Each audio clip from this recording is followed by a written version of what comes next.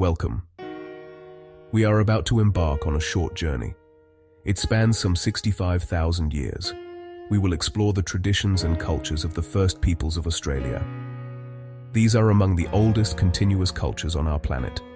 For millennia, they have thrived on this vast and often challenging continent. Their connection to this place is profound.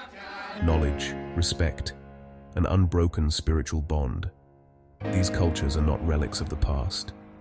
Vibrant, living, breathing in the world today.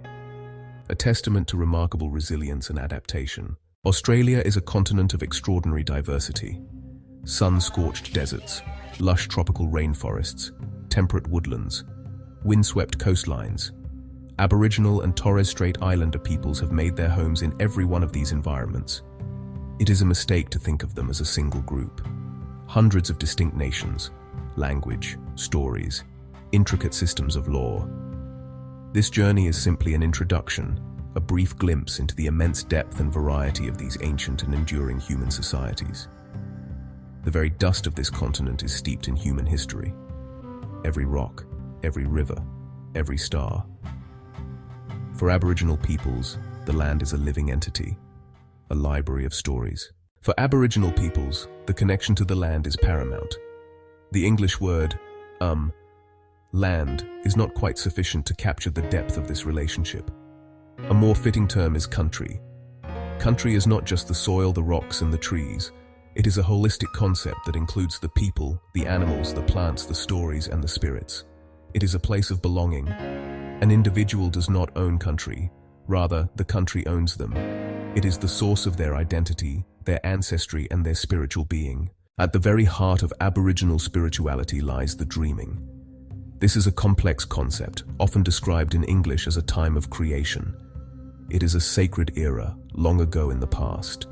Great ancestral beings journeyed across a formless land. As they traveled, they shaped the world we see today.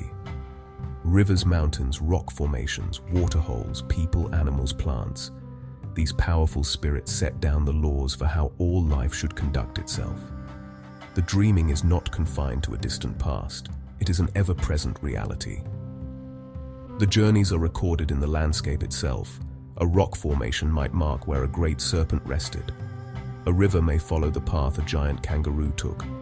These stories are not mere myths, a charter for life, a blueprint for society, a map of the land. They teach responsibilities. They teach connection to places. They teach kinship with other creatures. The dreaming is both the past and the present, a continuing force that sustains the world. Stories are passed from one generation to the next. The elders are the custodians of sacred knowledge. Storytelling, song, dance, art. A song cycle can recount an ancestral journey. Verses correspond to specific locations along the way. A dance can reenact a creation event, bringing its power into the present for all to witness. Knowledge is not simply memorized, lived, felt, experienced, ensuring survival and relevance through the ages. Before 1788, the Australian continent was home to a remarkable linguistic diversity. It is estimated that over 250 distinct languages were spoken, with many more dialects within them. This patchwork of languages was as rich and varied as the landscapes themselves. Each language was perfectly adapted to its environment, containing a precise and detailed vocabulary for the local plants, animals, weather patterns, and geography. It was a library of ecological and cultural knowledge, carefully built and refined over countless generations. A language is more than just words. It is a way of seeing the world. Language is the lifeblood of culture. It is the primary vehicle through which the sacred stories of the dreaming are told. The songs that have been sung for millennia, carrying the lore, the history of a people, are held within their language. Across Australia, there is a powerful movement of language revitalization. Communities are working tirelessly to document the words of their last remaining speakers. Language centers and schools are developing programs to teach the children their ancestral tongue. Aboriginal art is one of the oldest and most enduring artistic traditions on Earth. For tens of thousands of years, people have been painting, engraving, sculpting, leaving an extraordinary record of their culture and beliefs. We see it on the ancient rock walls of the Kimberley, where layers of paintings tell stories that stretch back into the Ice Age. We see it in intricate designs carved into trees and weapons. This art is not simply for decoration. It is a vital and powerful form of communication, a visual language that conveys profound knowledge. Music and dance are essential threads in the fabric of Aboriginal life. They are not forms of entertainment, separate from everyday existence. Instead, they are powerful tools for education, for ceremony, for connecting with the spiritual realm. Through song and movement, the stories of the dreaming are brought to life. The actions of the great ancestral beings are reenacted, allowing each new generation to witness the creation of their world. These performances are a living link to the past, a way of making the dreaming present and tangible. The songs, known as songlines or dreaming tracks, are like auditory maps. They trace the journeys of the ancestors across the land, with each verse corresponding to a specific landmark or event. With the steady beat of clapping sticks, or the resonant thrum of a didgeridoo providing a foundation for the singer's voice. It's really something to behold. For tens of thousands of years, Aboriginal peoples have lived successfully in every part of the Australian continent.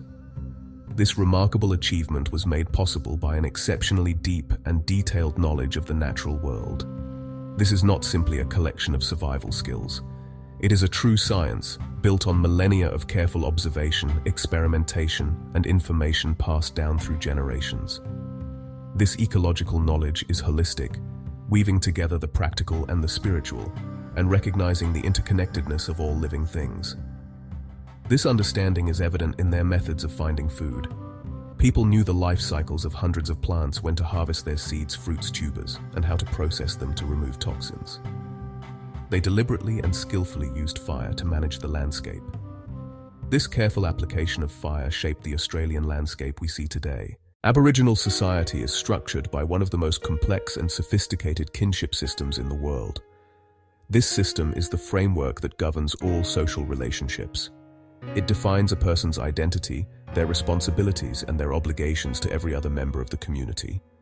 It is far more extensive than the Western concept of a nuclear family. It creates a vast and intricate web of connections, ensuring that everyone has a clear place and purpose within the group.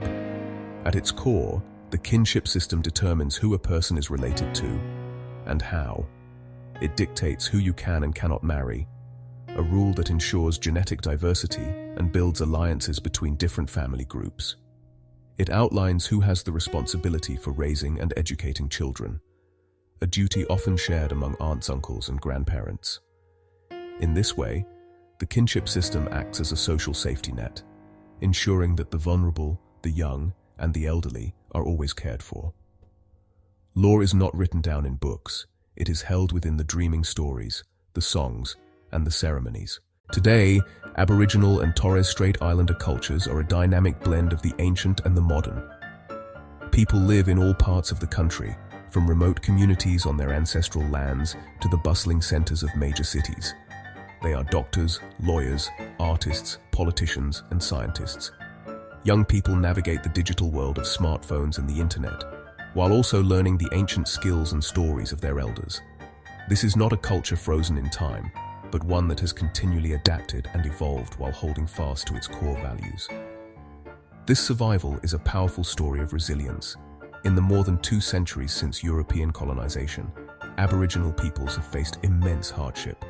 They have endured the loss of land, the suppression of their languages, and policies that sought to erase their culture. They have faced profound injustice and sorrow. Yet through it all, the flame of culture was never extinguished. People held onto their identity, their stories, and their connection to country, often in secret, ensuring that this precious inheritance could be passed to future generations. So please, remember that. Today there is a great cultural renaissance taking place across Australia. People are working with passion and determination to reclaim what was lost and to celebrate their identity with pride. Art centres are flourishing, producing works that are celebrated both nationally and internationally. Language revitalization programs are bringing ancestral voices back to life. Aboriginal-led tourism enterprises are inviting visitors to learn about their culture in a respectful way. As we conclude this brief journey, it is important to do so with respect. Support Aboriginal artists and businesses. Visit cultural centers. Most importantly, recognize the deep and enduring connection that the First Peoples have with this land. Their story is the story of Australia. It is a story of survival against the odds, and a hopeful testament to the enduring power of the human spirit. So, please remember that.